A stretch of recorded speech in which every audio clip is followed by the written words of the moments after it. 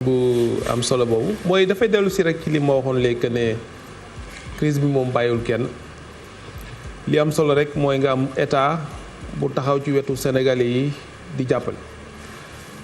tey jàpp naa ne su état décidé dimbalee million ménage mooy njël 1 million de ménages borom xam-xam yi dañuy wax ne dina laal juróom-ñetti million doomu sénégalais donc loolu ci population boo xam nañ mat nañ fukk million ak juróom-benn boo laalee juróom-ñetti millions yi li ma wax nag daanu dajul suuf waaye jàpp naa ne laal nga ci ñu bëri ci ñooñu bu fekkee da nga seet ñi ci gën a néew doole nga wutu leen ci fayum facture yi ndox wala courant jàpp naa ne xëy na doo laal ñëpp waaye am na ñoo dimbale ci ñooñu boo jëlee këru liggéeyukaay yi parce que fii yëpp ñun ñëpp xam nañ ne benn sénégalais buy liggéey daanaka fukk wala ñaar fukki nit ñi ngi ci gannaawam nga jàppale kooku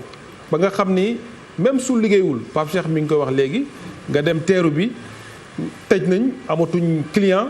mais état taxaw ci wetu borom hôtel bi ba mu mën a fay entre kooku jàpp naa ne kooku it dina mën a law ba laal ñi nga xam ni ñoo dépendre ci ñoom donc pour dire que xëy na Sénégal réew bu ndaw la bu bariwul doole c'est un pays en voie de développement mais tey effort yi nga xam ni état bi def na ko ànd ci ak sénégalais yi ma leen di rendre hommage parce que yaa ngi koy wax léegi 1000 milliards la ñu waxoon mais danañ ko romb parce que sénégalais yi rek ñu ngi xayma woon ne fukki milliards ak juróom la ñu indi. est-ce que gisoo ni solidarité bi tamit des na parce que y a des gens yoo xamante ni mën nañu wax ni que c'est des partenaires ñoo xamante ni que muy secteur privé bi ak tamit yeneen entreprises yi nga xamante ni que. ni ngi fii am na ay nit yu am doole mais tey boo seetloo ba ci xalif général des mourides nee na neen jàppalante tey jàppalante boobu boo seetloo état def na lu mu mën gouvernement bi ku ne def na lu mu mën mais jusqu'à présent 1000 milliards yooyu dégguñu président Macky Sall moom ñaata la joxe moom personnellement en tant que président. loolu de moom ci boppam. gouvernement bi ministres yi ku ci nekk. mairie la même chose am nañ tamit ñoom ay jafe-jafe defe naa. mais léegi solidarité buñ koy wax. dafa am lu ko waral mbokk yi xarit yi am di jàmbi tey y a des gens yoo xamante ni ci suuf ñoo xamante ni que mën nañ wax ay mbokk sax nañuy doon. am les moyens war a def solidarité te duñu def solidarité il préfère soit il faut ñu def ko tey lu mel ni tey téléthon comme Pape Cheikh ni muy def ñu dugg ñu dégg seen tur yi ñu mën a joxe mais sinon à part ça gisoo benn. nit boo xamante ni que am na daraja nga gis ko mu génn wala mu néew boog mu jàppale askan wi def ko te yàlla tax quoi au fait te télé du ñëw rajo du ñëw. waaw jàpp naa ne en tout cas bi ñu wootee solidarité président de la république ñëw na personnellement dugal loxoom ñun ministres yi aussi dugal suñu loxo comme ni yeneen sénégalais yi dugalee seen loxo man barki dem damay xool liste bi ñu publier ñi joxe. parce que loolu c'est au nom de la transparence parce que tamit mënoon nañu rek ñu bañ ko ne diw joxe na jàpp naa ne gis naa ci ñoo xam ne joxe nañ 2000 francs c'est très symbolique. loolu dafa fort quand j'ai lu ça moo gën ñi joxe moo même valeur la ak ki joxe 100 millions wala 1 milliard de francs CFA. li may wax souvent rek oustaz Pape Hann peut-être mun nañu leeral yàlla moo bindee noonu àdduna. am ñuy am ñuy ñàkk. mais yàlla moo bind aussi mi ma jàpp ci sam xam-xam bu gàtt que ñi tane seen morom ñu dimbale leen. parce que oustaz Pape Hann dinañu ci leeral jàpp naa ne julli yi ñuy def ak woor yi ñuy def ak buñ ko defuloon di wàññi yàlla dara. waaye li ñuy def ci doomu aadama yi jàpp naa ne loolu la yàlla gën a santaane. te xëy na bari na Sénégalais yu koy def te bëgguñu ñu wax ko bëgguñu ñu xam ko. mais ay tribune yu mel nii day tax ñu mel ni ñoom oustaz Pape Hann woote waat delloon nit ñi ci yàlla. ba nga xam ne solidarité ak dimbalante jarul télévision jarul wax ci kaw. mais sa diggante la ak sa mbokk bi nga koy defal. ak sa diggante ak sa borom bi nga xam ni moo tax nga koy def. parce que bu njëkk mag ñi sax dañ daan am ci liñ ma nettali da kër yi dañ daan bañ gàcce. ñu xam ne kii kat ci koñ bi la dëkk néew na doole bu xëyee suba fekk waa koñ bi am lu ñu lijjanti teg ko ci buntu këram ci sutura. yooyu nag c'est des choses yoo xam ni jataay yu mel nii dina tax. borom xam-xam yi nga xam ne ñoo jàng mën a delloo si nit ñi ñu xam ne fii loo fi am aussi da ngay dem bàyyi ko fi parce que ñu la ëppale woon rek a fi nekkoon. te liñ ciy dese rek mooy li ngay def ci jaam yi def ko ci doomu aadama te yàlla tax. sama dernière question nag ñaar yëpp baax na si daat benn rek benn bu tuuti bu gàtt moo di ndax gisoo Covid 19 fu mu toll nii ak tolluwaay bi mu toll dina am sénégalais yoo xamante ni duñu lekk duñu naan ndax sànq dégg naa la nga ni état bi mënul lépp te kenn mënul def lépp it te boo seetloo ba seetlu kon ce qui est sûr et certain mooy Sénégal dina am ci ay kër yoo xamante ni duñu lekk duñu naan dëgg la. waaw yëpp naa ne Sénégal ci sama tànk bu gàtt bari na fu ma dugg ci gox-goxaan yi waaye lii gars yi di wax famille nag yooyu moom defe naa amagu fi ndax am na quand même tuuti solidarité boo xam ni dese nañ ko ci jàppalante ci wàllu boobu du ma ne du ñàkk parce que bari na ñoo xam ne ay gor pire lañ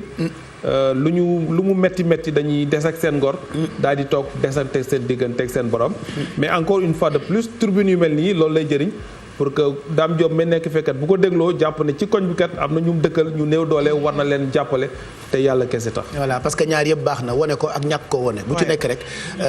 njëriñ la. voilà bu ci nekk am na njëriñ. te yàlla wax na ni na ngeen dimbalante ci seen i biir.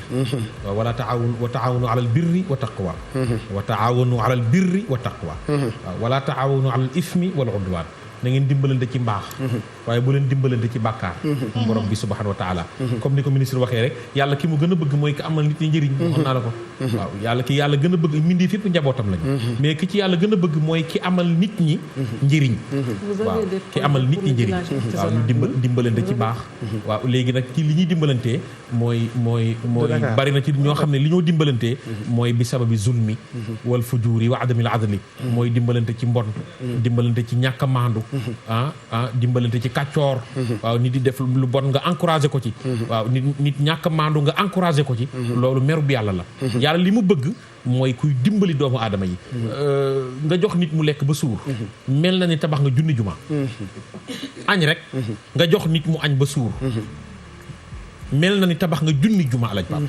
kon kenn ku ci nekk xeetu Sidina Muhammad doo nga am loolu ay façon promotion yoo xam ni yàllaa ko defal xeetu yonent bi alayhi salaatu wasalaam kon loolu kenn ku ci ne war na ci gën a góorgóorlu comme ni ko ministre waxee ki joxe 2000 bu kenn xeebul xam nga 2000 yu baree 14 millions bu 10 millions yëpp joxee ku ne 2000 xaalis la de xaalis la kay xaalis bu baree bari kon kenn ku ci nekk bañ a xeeb ki nga dendal nga dimbali ko lu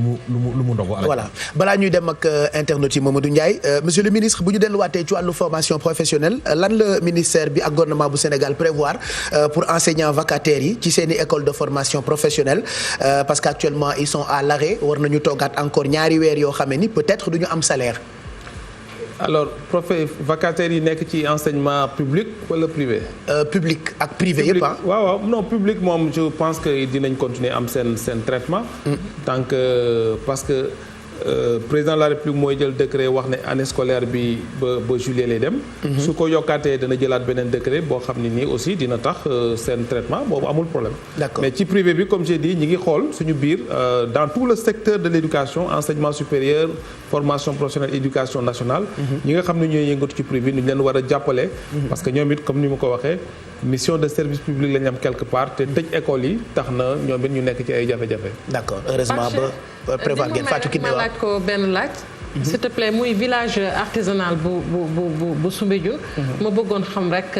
lan mooy ëllëgam parce que coow li yàgg na bari foofu artisans yi ñi nga fa di jànkonteel ay jafe-jafe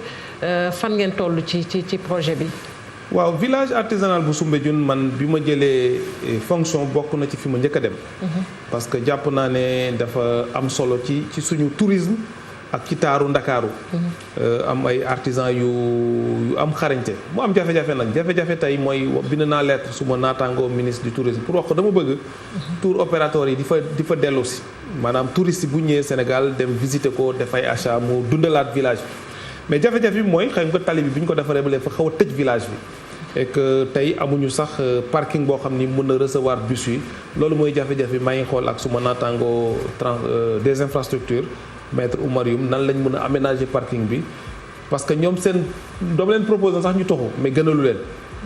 donc on est obligé ñun ñu ngi fa def benn projet de réhabilitation di defaraat mais bon xam nga dañu sës ci géej gi ak ci tali bi mu xaw a xat mais bon ñoom il préfère rester donc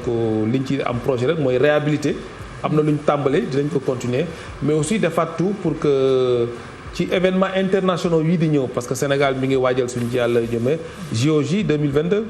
di ngi waajal sommet mondial de l'eau ak yeneen sommet yoo xam ne am solo jàpp naa ne artisanat war na bokk aussi ci am taxawaay boo xam ni village artisanal de Dakar particulièrement pour que ñooñu di ñëw mën ko visiter pour mën a dundalaat village bi. visiteur de foire yi nag parce que Sénégal dafa bëri ay nit yu dem ci foire yu mag yi. foire Italie foire Dubaï barki démb rek maa ngi dégg ni am na ay sénégalais yu demoon foire. bi am tout le temps Dubaï mais malheureusement dañ leen bloqué ndax crise bi ñu yóbbu woon fa ay marchandises yu bëri am na ñeneen ñoo xamante ni seen liggéey ci wàllu artisanat mooy di visiter ay foire qu'est-ce qui est prévu pour ñoom aussi. waaw je pense que ci mbas mi amul lu particulier lu ñu prévoir ci loolu mais li ñu prévoir ci politique ministère bi mooy bu ñuy dem ci foire yi président de la République dañu jox instruction que ne mu nekk participation de qualité malheureusement ci foire yi dañ ci am ñaari jafe-jafe benn bi mooy ñu ëpp ñuy dem du ñu ay artisan dañu am seen doole dem jënd ay produits artisanaux yóbbu ko di jaay ci foire yi. c'est vrai ñun loolu lañ bañoon ci foire bi te ñoom bu ñuy jënd dañuy jënd qualité bi gën a suufee. pour mën a def bénéfice bu mag. mais loolu baaxul ci image u artisanat Sénégal. mais am na ñoo xamante ni je pense que c'est des visiteurs professionnels ah loolu mooy seen métier loolu rek ñu am. loolu moo tax ñu ne bu ñuy demati foire léegi. waxtaan naa ci ak suñu yeneen naataangoo yi ñi nga xam ni ñu mel ne ASAPEX ñu mel ne COSEC ñi nga xam ne ñooy jàppale artisans yi ci yooyu daje na ak ñoom ñu ne président li mu bëgg mooy suñuy demati ci foire pavillon Sénégal nekk pavillon de qualité. du nekk pavillon boo xam ne dañu fay jaay ay càq ay kii yoo xam ni amul yenn qualité yi donc ñu wane l'artisanat pur sénégalais avec des professionnels de l'artisanat donc loolu mooy liggéey bi ñu ci def parce que pendant longtemps aussi. ñenn ñi dañuy mbubboo artisan dem ci foire yóbbu ay qualité produit yu baaxul mais ñi ci ëpp bu ñu demee du ñu dellu si. c'est vrai donc ñuy am problème pour am visa pour suñu artisans yi loolu tamit wax naa ci ak suñu mbokk artisans yi pour que ñuy sensibiliser artisans yi parce que jàpp naa ne artisans yi ñu ci néew ñooy def loolu. mais ñi nga xam ne ñoo ci dugal seen loxo nekk ay commerçants. dans le vrai sens du mot ñooy wàññi qualité produit yi nga xam moom la ñu yóbbu ci foire. après fàttali